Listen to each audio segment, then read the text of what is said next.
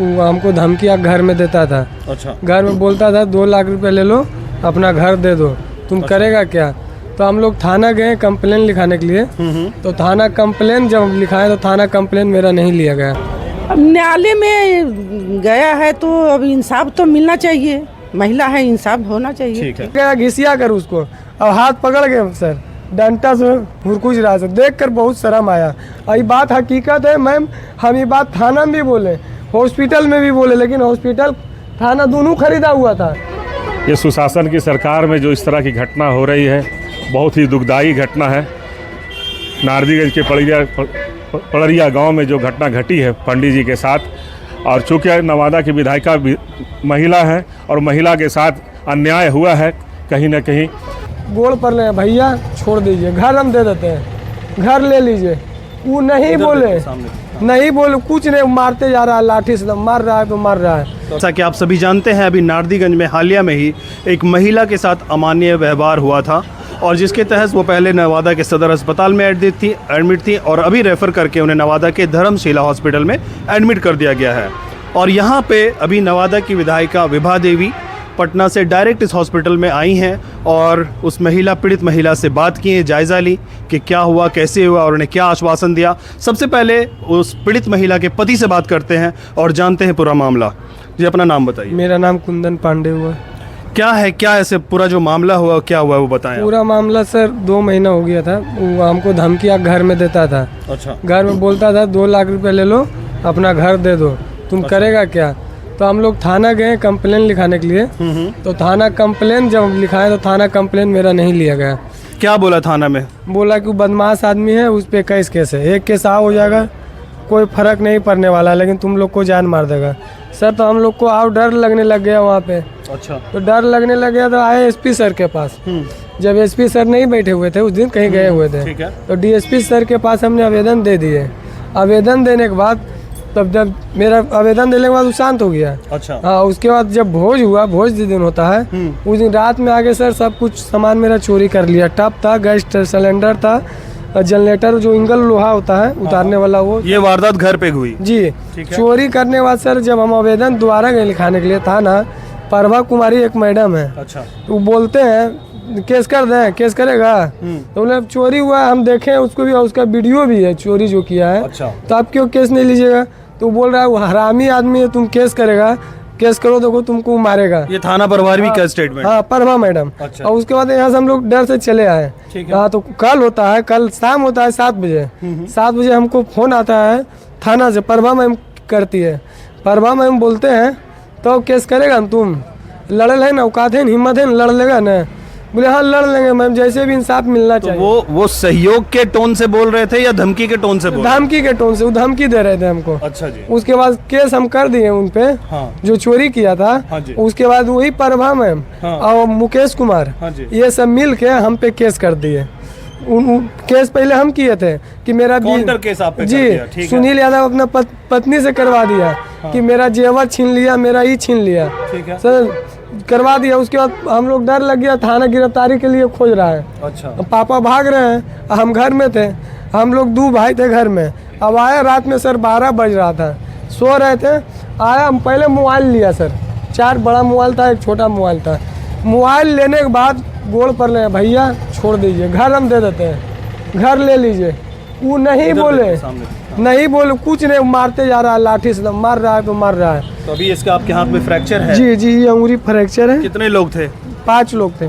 अच्छा। और उसके बाद आपकी पत्नी के साथ? जी हाँ, उसके बाद मेरे पत्नी के साथ जब वो हमको मार रहा था, वो तो लटक गई आके हमने, तो लटक गई तो उसको मारने लगा। और घिसिया, सुनील यादव उसका बेटा, एक सुशील यादव ले गया घिसिया कर उसको, और हाथ पकड़ के सर डंटा से हुरकुच रहा है। देख कर बहुत शर्म आया।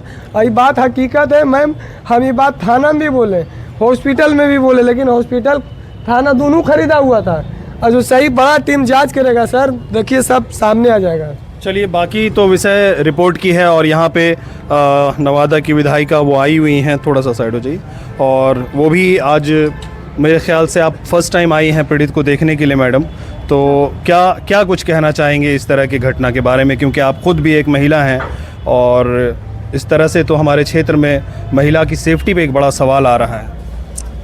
हम पटना में विधानसभा खुला है, हम पटना में थे, हमको मालूम चला तो हम आए हैं यहाँ। जी। अब न्यायालय में है, न्यायालय इंसाफ देगा, अब हम क्या कर सकते हैं। अब ये तो इतने डरे हुए हैं, इनको लग रहा है कि जो लोग इनको डरा रहे हैं वो तो इनके खिलाफ ही हैं और प्रशासनिक भी इन पे दबाव है, तो आपका क्या इन पे सहयोग की क्या आश्वासन आप देती हैं? ऊपर का मामला है, न्यायालय कोर्ट न्यायालय देगा, इंसाफ मिलेगा। आपका क्या समर्थन रहने वाला है? अब न्यायालय में गया है तो अब इंसाफ तो मिलना चाहिए, महिला है, इंसाफ होना चाहिए। ठीक है, ये थी नवादा की विधायिका विभा देवी जी। इन्होंने कहा कि बात कोर्ट में है और इंसाफ मिलेगा। और हमारे पास एक और जाने माने हस्ती हैं, तमन्ना जी हैं, और इनसे जानता हूँ इस पूरे वाक़या को ये किस तरह से देखते हैं, क्योंकि ये खुद आए हैं उस महिला को देखने के लिए, उस परिवार से बात करते हैं। क्या कहना चाहेंगे इस तरह की घटनाएं जो हो रही हैं उसके बारे में? ये सुशासन की सरकार में जो इस तरह की घटना हो रही है बहुत ही दुखदाई घटना है। नारदीगंज के पड़रिया गांव में जो घटना घटी है पंडित जी के साथ, और चूँकि नवादा की विधायिका महिला है और महिला के साथ अन्याय हुआ है कहीं ना कहीं, तो मैडम को आने में विलम्ब का मुख्य कारण रहा कि विधानसभा इनका खुला हुआ था। जैसे ही उनसे आज छुट्टी लेकर के हाजिरी बना के वहाँ से पट्टा से डायरेक्ट चली है, सारा बाल बच्चा इनके गाड़ी पर ही अभी है मौजूद। क्योंकि आने में विलम्ब हुआ, सत्र चालू था इनका, और मैडम ने कहा है कि जो भी घटना घटी है काफ़ी दुखदाई है, काफ़ी कष्टदायक है, काफ़ी पीड़िता के साथ जो जुल्म और ज़्यादती हुआ है इसको इंसाफ मिलेगा। और जहाँ तक बन पड़ेगा, जो भी बन पड़ेगा, चूँकि नवादा की विधायिका विभा देवी जी स्थानीय विधायक और महिला के साथ कहीं न कहीं जुल्म और ज़्यादती हुआ है, तो इनको न्याय मिलेगा और न्याय मिलने तक लड़ाई जारी रहेगा।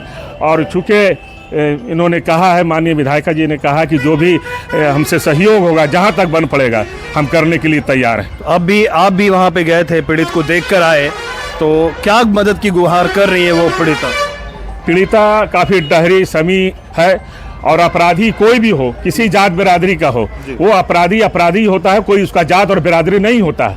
चाहे कोई यादव हो या भूमियार हो या मुस्लिम हो या सिख हो ईसाई हो, वो कोई अपराधी किसी जात का नहीं होता।